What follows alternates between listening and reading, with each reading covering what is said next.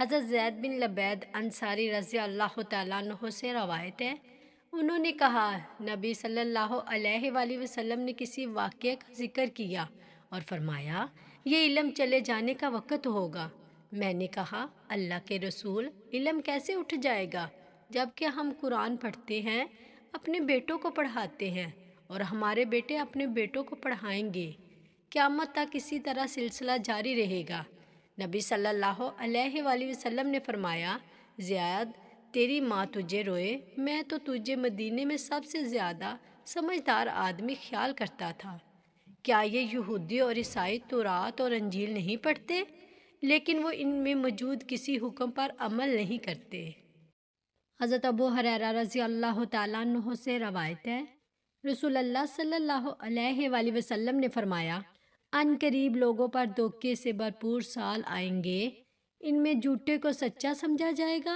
اور سچے کو جھوٹا کہا جائے گا،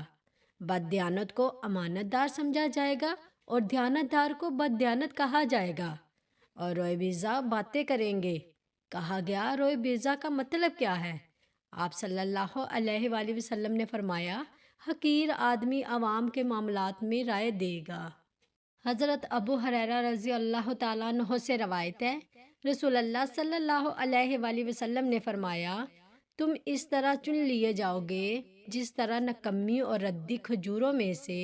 عمدہ کھجوریں چن کر اٹھا لی جاتی ہیں۔ اچھے لوگ دنیا سے چلے جائیں گے اور برے لوگ رہ جائیں گے، بس اگر تم سے ہو سکے تو مر جانا۔ حضرت ابو موسیٰ رضی اللہ تعالیٰ عنہ بیان کرتے ہیں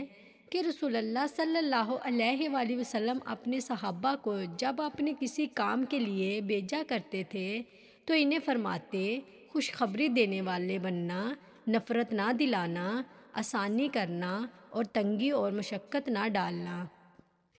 میں نے رسول اللہ صلی اللہ علیہ وآلہ وسلم سے سنا، حضرت صلی اللہ علیہ وآلہ وسلم فرما رہے تھے کہ مریم بنت عمران اپنے زمانے میں سب سے بہترین خاتون تھیں